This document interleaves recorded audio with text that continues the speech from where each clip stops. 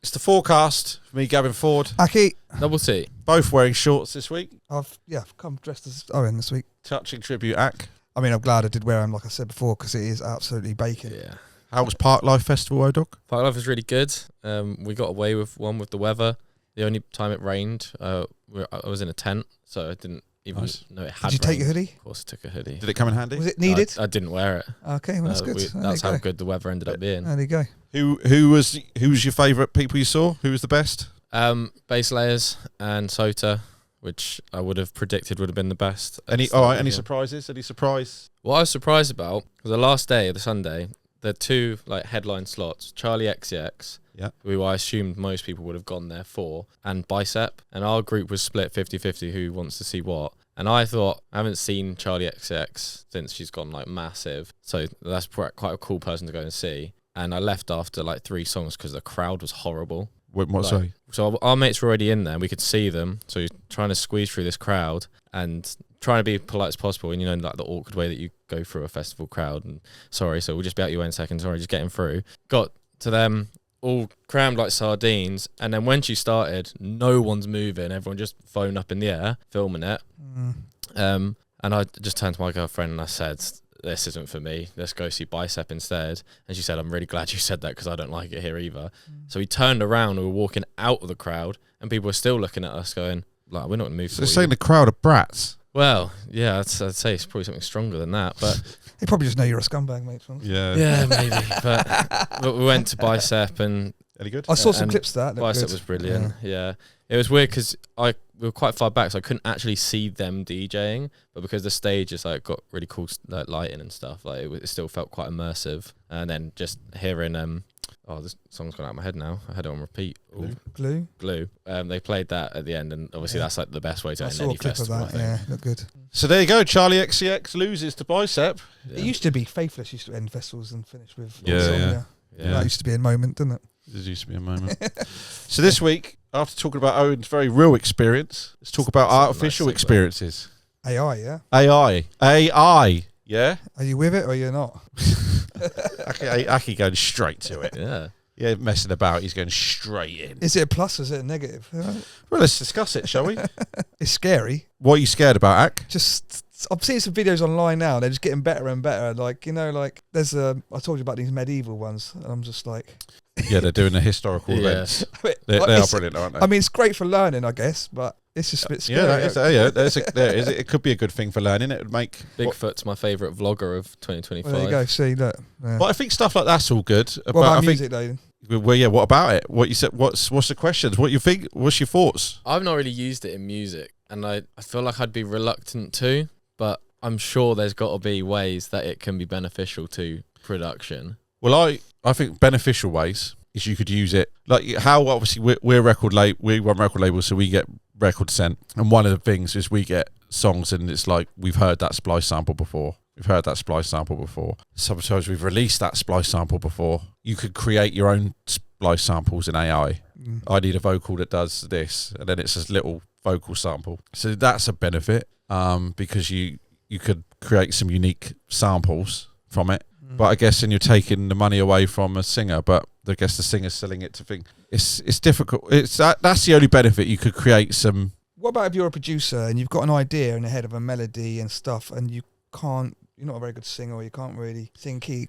Is it a good way of getting AI to make the melody for you and singing it send to a singer? You could use it to write songs for you. Yeah. If you had the lyrics, you could feed it lyrics and it would feed it melodies, I think, or maybe vice versa. So you could use it for that sort of sense. Or if you got if you're a Calvin Harris who does everything, writes and songs and sings the songs, but then sends them to other songs to demo them. That's a plus. And then you could get a singer in to say, "Oh, sing it like this." I'm saying obviously sometimes you work with singers who maybe live in the other side of the world and stuff, maybe a good tool. To get melodies across to them and get I don't think I see people obviously the first thing is people saying artists are going to get replaced. I don't think that's the case because I don't. So many songs come out already. There's not a problem with the amount of songs coming out because obviously you're still going to be exactly the same position as a producer. You're still releasing your songs and there's still shitloads of music coming out. It'd be a problem if there was only like 10 songs coming out a day, and now there's going to be hundreds of thousands, but there's hundreds of thousands anyway.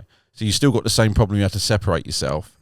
I see Timbaland signed an AI artist. That just feels like a gimmick, though, isn't it? That's crap, isn't it? I mean, yeah, I'm not for that. I'm all for it helping tools for helping you make music. And what does that actually mean? Signed an AI artist? I mean, just releases music made solely by AI. I don't know. I think maybe he puts enough information so this artist has their own voice and their own style, perhaps.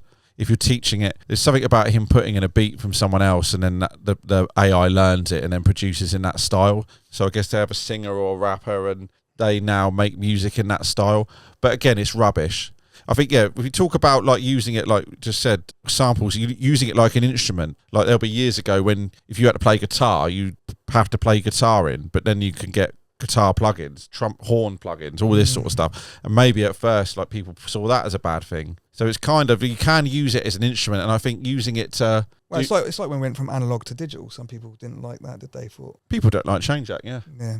Well, they preferred the sound of analog. Yeah, I mean, but you can still use it, and you can still use real this, and you can still use real that. At the minute, can you pick up an AI thing on a track quite quickly? Or do you think it's actually... Well, can you hear it quite quickly? Yeah, or do you think it's detectable enough, or do you feel like... I don't think you can make an AI track and release it. Without someone knowing. Or I think the quality is really, really poor, I believe. At the minute? I think so, yeah. Yeah. I think so. But I think you can do the samples because it's part of a track, and then you can put effects on it to make it sound like samples. So I'm fairly certain you can do that. But it's like using any plugin, right? If you're using Serum, you can tell who's really good at making a synth on Serum. They're like the same sort of spectrum on AI, where like some people are really good at it and some people are like beginners to it, and you can tell the difference in that sense. Well, they must be actually that must be wrong. From when I first looked into it, now tracks must be good enough. If they're signing AI artists to AI labels, then they must be able to make AI music that's good enough to come out. They must have, but I know it progresses at a rapid rate. But yeah, some people will be able to use it better than others. Some people are gonna, some people use it as splice, use it as an instrument, make it do interesting things. I see people in hip hop like trying to sample. You know, when you have the old soul samples that Kanye West or something would make a beat out of. People are trying to do that, but it doesn't. People saying it just doesn't sound right because it's just there's no soul in it. I don't think it's going to change anything in music. To say some people will be able to use it better than others, and I think you'd have to have the idea of, I need to put a vocal in that kind of does this anyway, and then put it into the thing. You'd have to have the producer mind, the music mind to go, right, I need something that does this.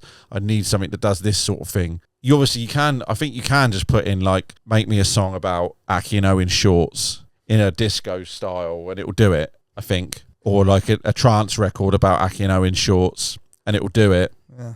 But I think that's crap. I think if you put that, like, I don't think that's something you can put out. No. But like, you could say, write a song about Aki and Owen shorts, and then you take that one line and then you make a track over it. Then that's sort of the benefit. But do you think it also could benefit artists, right, for like visuals, because artwork's sometimes not cheap and stuff like that? Oh yeah, do you know what?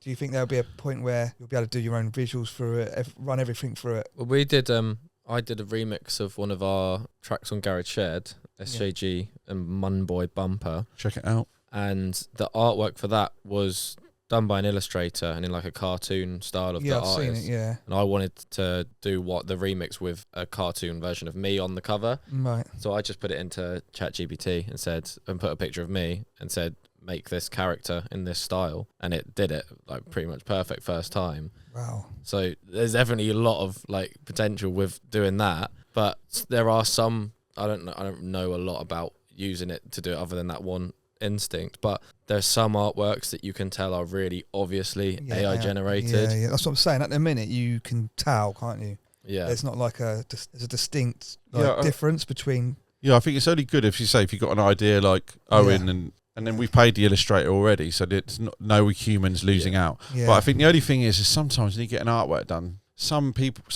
humans just take ages or don't get back to you, or like you getting near the deadline and haven't done it. That's where it's going to pay off, because you can go, AI's not going to like not get back to you. You know what I mean? It's going to do it. That's when we should start getting worried. Yeah, and you take an artwork that's not quite as good, but the guy is getting back to you. It's like when they're not, like the stress of some people, like you know, but you know, maybe that'll make humans better at getting back to you, like, because they're going to lose out to an AI thing. Like, if you want, so if an artist is dead set on having something in a certain way, I don't think they care how they get it. It can help artists be more independent as well if they're able to. That's what I'm get saying, their own artworks to without having any sort of like Photoshop ability. We've had it where people have put their contracts through AI, where it's like it's got some like technical jargon, and they've been able to have a simplified version of this means this. We get loads of contract things back now, which is great because people understand straight away it's ChatGPT. But I think sometimes people don't understand what it is. Yeah, like I think if you're going to use ChatGPT for contract things, which you definitely should, you shouldn't just do it like what they are. You should try and learn what it is, because some people can tell they're just coming back with a response they're told to come back with, rather than they don't actually understand. Rather than they're learning. Asking. Yeah, read all the bits, read the contract, read what each bit's saying, and then individually, if there's a bit you don't understand, put that in. Yeah, I guess. And get them to say, explain this in like layman's terms, rather than it's a great tool for that. Absolutely brilliant. Like brilliant for contracts and brilliant for people understanding it. Like, because music solicitors, I think all solicitors are very, very expensive, so you can't afford it for a smaller release. I can't see AI taking over making music, so it's going to take away the artistry of it. Like, I don't ask a robot to make you a song. It doesn't. I don't think it would appeal to people as much. Like in like modern social media, artists who are actively on screen promoting music are doing way better than those who just are sharing an artwork or a video, or like an animated video. So if you take away the artist completely, surely the interest in listening to music is even less if it's just by a faceless like robot. Also, as we said before, the best artists are the ones that sound unique and sound like themselves. And AI will never be, because it's taken from, it's going to be make me a track that sounds like Virgie, make me a track that sounds like this. Like you're always going to be make me it's going to have to go from things that already exist. So some people will use it and use it well and make really original stuff. But you could be a point where you go, I'm struggling to get a good kick drum here. That's where you can ask AI, say, send me a But that's where I think Splice is potentially the biggest thing in trouble, isn't it? Yeah, 100%. Yeah, because like you say, if your starting point is make me something that sounds like something that already exists, then you're doing it wrong. Yeah, 100% to begin with. Yeah.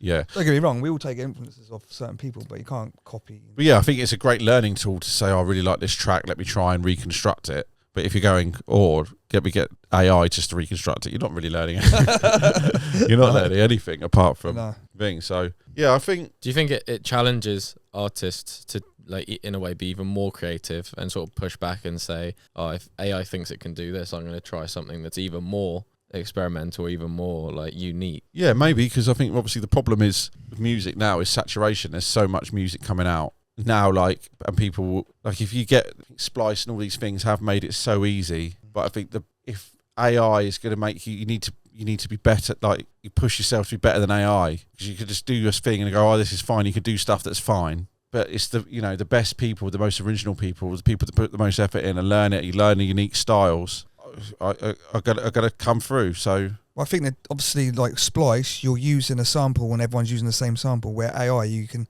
have a good sample, because like I want something similar to this, which doesn't quite sound but you're going to get something similar and catchy, and not everyone's going to be using it, because we get records with the same vocals constantly. So I think like AI is going to give it more of an option of how you can get. In answer to your question, I don't know if it will make people should be striving to be better and more unique anyway, because so many songs are coming out, and like they should be looking at it to try and make their stuff more unique and away from Splice. Like Aki said, like, you could be using it to make your stuff better, but I don't think it's going to, not because people are fearing it, because they've got a tool that can make them stand out. And if you're at home going, why isn't my music streaming? Like, there's tools out there to make it more unique and make it stand out. Whereas opposed to, say, there's this Splice, and Splice is brilliant and it's really easy to use. Part of it is a problem because it's really easy to use. Yeah. So it's really easy to make music, and then there's stuff that is, it sounds like the same as everyone else. And some people, like, we've even collaborated with people, and it's just you're just getting the parts, and it's just a load of loops on top of each other and loads of things. Like, we're spending time on each,